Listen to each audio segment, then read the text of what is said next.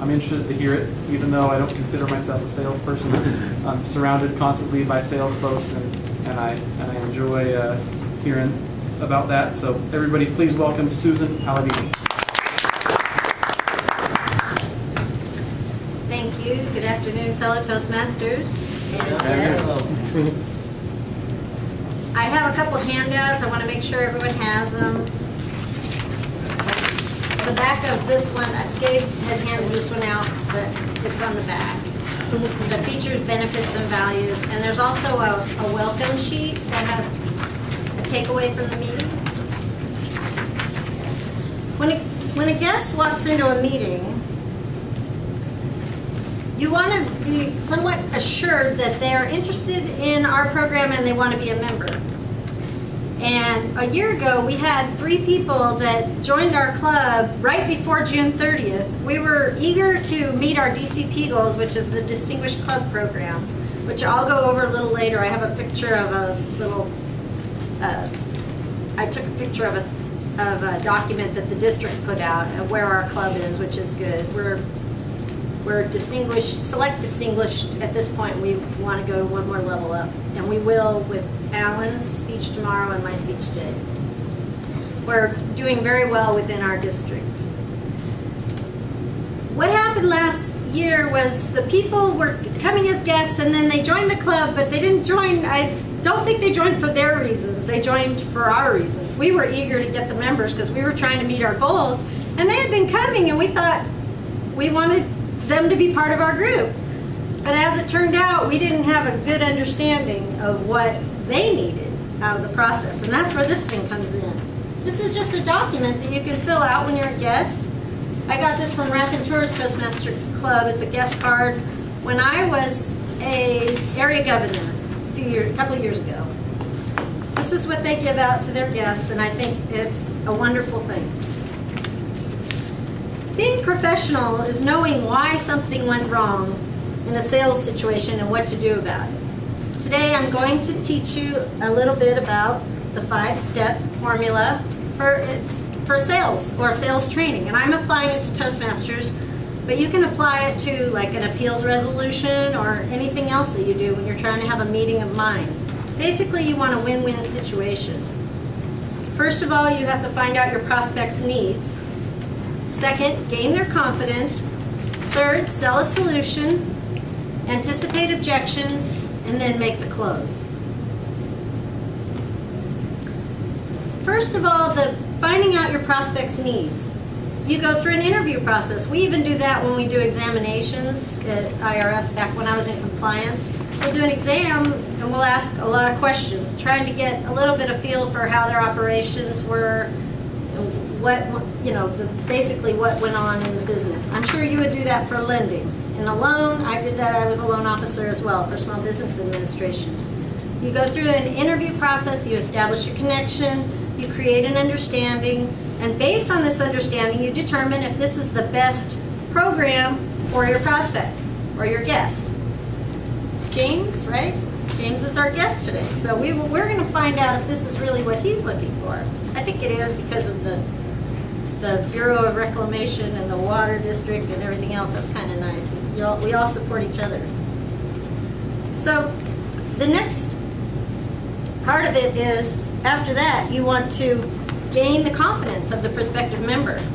You want to build a sense of trust. You want to take notes and have a genuine interest in what the person is seeking in their inquiry. They're basically coming here, checking out our program, checking out our meeting, our standards of our meeting, and which, of course, this is not what our normal standard meeting is today because I forgot my computer, but getting a feel for what we do as a group and whether that meets that person's needs, which in your case I hope it does. You ask questions that probe personal feelings, emotions, attitudes. You want to determine if this program, the Toastmasters program, will meet your needs. Sometimes it's a cost-benefit analysis. Sometimes it's a time. Is Wednesday at noon a good time? Is it geographically convenient for you? ready to stand up in front of a group and speak, or maybe you'd prefer to start out as the timer and just announce timing constraints or something like that, or the vote counter and just announce the winners of the day. When you're doing the sales training, you want to guide the prospective member to the Toastmasters program as a solution to their needs. And that's why you have to ask them their needs. And I think that's one of the things that we did not do last year. We didn't really get too much in depth about what they wanted. Some of them spoke. One of the ladies was from Mother Against Drunk Driving, and she joined after the prom and everything. She was really busy, and she said, after the prom and everything, I'll join. And she joined, but then she was busy and going places and doing things and not interested in participating in the program. So the next step is sell a solution. That's the third step. We use the acronym DRAMA: demonstrate, recommend, arithmetic, measure, and assure.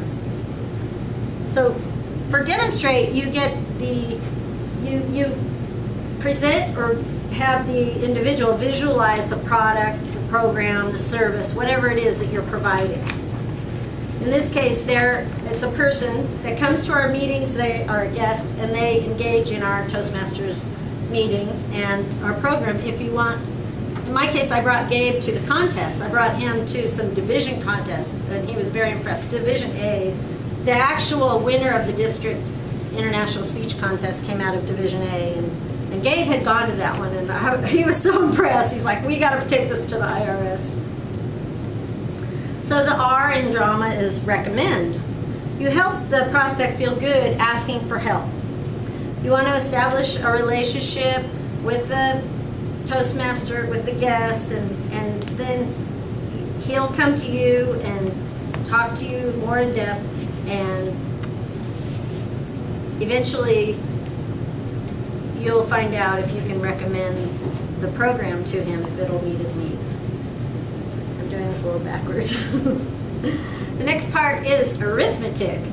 You want to focus on the investment, not the terms such as spend, buy, or pay. This is an investment. Toastmasters program, what I was explaining to people at my work is I pay $45 for 6 months. I've been in almost 5 years. That's less than $500 in 5 years, other than conferences and supplies. And that's a lot less than I pay for my daughter's tuition at community college. And she's going to university next year, and I know that was like $8,000 or $9,000 the first year. She went to a university the first year. So you look at what the options are. You're going, well, yeah, Toastmasters is very cost effective. I explained that it's run by volunteers, so you don't have the overhead of salaries, and you do it in your own self-paced manner. So that's arithmetic. The M in drama is measure. You want to generate interest in the Toastmasters program, and you want to have them look at the value to the member and what benefits that they're going to be able to derive from it. And that's where you get into the benefits section. You want to sell the benefits, not the features. Features are things like table topics or evaluations. But the benefits are thinking quickly or keen listening skills. That was something Gabe and I were talking about on our way over here. Toastmasters will help you improve your ability to focus and have better listening skills. And then also, because of the evaluations, you can improve your ability to give constructive feedback. And I think that's really helped me a lot, because I got a lot of criticism over the years, so I wasn't as comfortable with the constructive part, and I don't know why. It's just you end up you learn what you live, I guess, and so I'm improving now as being more positive, trying to do things in the right order, or trying to do things more constructively.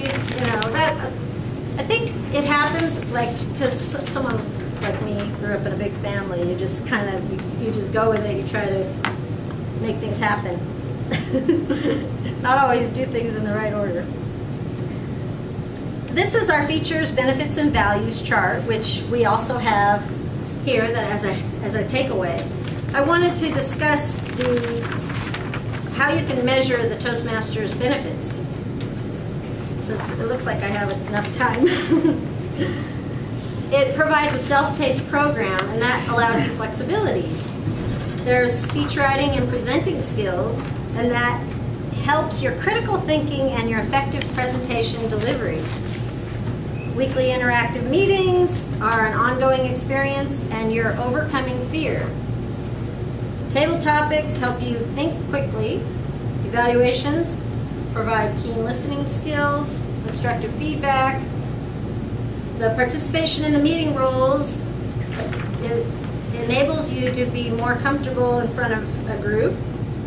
And opportunities to conduct meetings help you with your time management skills, your self-confidence, and your poise. The small groups aspect of it provides a supportive environment, positive atmosphere, as we were talking about earlier, opportunity to fulfill officer roles, helps you have more opportunities for leadership development, and that also applies to the district level, because once you're past this club level, you have the district like area governor, chief judge. I've been asked to be the auditor for the district this next time. So if my boss lets me do that, I told them I would agree to it. And finally, the affordable dues. The affordable dues makes it cost effective. Now there's also a column here, the value to the individual. And you'll want to review those values. Unlimited personal growth, clear communication, confidence, skill reinforcement. There's a lot of awesome benefits for the individual. And there's another column that talks about the value to an organization. I'm trying to bring the Toastmasters program into the Internal Revenue Service. You know that they've had a lot of media coverage recently. And I think the employees at the Internal Revenue Service could use more positive communication roles. It's somewhat difficult if you've dealt with anybody in law enforcement arena before to speak positively, because you don't get positive usually. So it's hard to be positive when you don't get positive. But there are a lot of reps. I had a representative this morning that was just telling me how grateful he was to talk to me. And he has 3 of my cases, and they're getting signed off and checks because he had such a horrible experience during the compliance phase of his experience.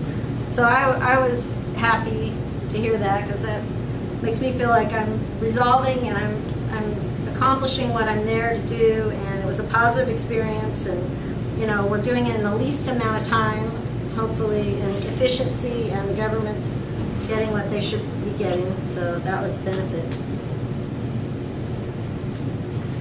The last part of drama is assure. Assure is when you want to assure your prospective member that this is a good solution for them. And I think we missed that part last year, but you want it to be a win-win situation. A sale should not be a conflict. You want to dispel the win-lose attitude. You don't want to get your goal and them not get theirs. And you want to mutually solve a problem, and you want to understand the person's feelings completely, communicate with empathy, and ensure that your solution is going to work for them and their particular needs. So that's the assure. And a lot of it is just a communication skill. And that is part of the sell the solution portion of the 5-step program. That's the end of step 3. The next step is anticipate objections. You're going to have people that come to a meeting and they're going to object. They're going to say, no, this isn't right for me. I never want to stand up in front of a crowd, or I don't feel comfortable with this group. They're too techy for me, or too nerdy, or whatever. But yes, you want to anticipate objections by people. Most objections are really questions, and it helps if you talk about stories or humor or examples. I wanted to relate a story of an individual that I know here that recently got promoted and left. You might guess who he was. He was, I understand, very shy and not very forthcoming communication-wise, but he was in a contest, a humorous speech contest, when I joined in 2009. And it was really he was very kind of quiet and subdued, but he had this sword and it broke, and it made it more humorous, and he just he picked up his speech right off where where he left it, with the sword breaking. And I don't know if that was planned, but I don't believe it was planned. And the ease at which he just picked himself up and he continued to work through that humorous speech just amazed me. And I said, this is where I need to go, because I am kind of shy in front of groups, but I know that I want that. I want the ability to think in a crisis, to react, and without doing something crazy or over. Obviously, being a parent, you learn in life that you don't overreact to crises, but sometimes you tend to move quickly on things just because you feel like you need to. I was really impressed with his ability. He went on to be a president of this club. He went on to write a book, his own book, and he went on recently getting promoted, and he left the JOC. And that's what everybody in this group can do with Toastmasters program. The Toastmasters program, I have another lady I know that was an area governor up in Division F, and she recently had issued a CD, and she's moved on, and she's doing all kinds of activism, and she's standing up for corporatism or something like that. I don't remember, but she was protesting drones at Beale Air Force Base, and then she was doing some kind of activism against the corporations taking over the U.S. It was kind of funny, but the fact is she's a grandma, and she's got gray hair, and she's kind of quiet and passive, but she's out there, speaking up for what matters to her. And I think that's valuable. I think we all need to speak up for what matters to us. So getting back to anticipate objections, when you're talking to your sales prospect or your prospective member, you want to give answers that clarify. If they have certain questions like, well, how fast do I have to go through this program? How fast do I need to get my CC or my CL? Or is it okay if I just renew and just go at my own pace? How does the club feel? Well, you just tell them, well, you need to interact with the Vice President of Education and tell them what works for your schedule, and then whatever doesn't work, try to resolve it. That's where you get the win-win part of it. Some of the advantages of our program is that it is a self-paced program, and people have their own goals. They can go with it as needed. And there are a lot of people I know that couldn't come today because they had other assignments that they had to do. And that's the way it works with Toastmasters. If you can't make it because you have other priorities, you don't make it, and you just look for the next week.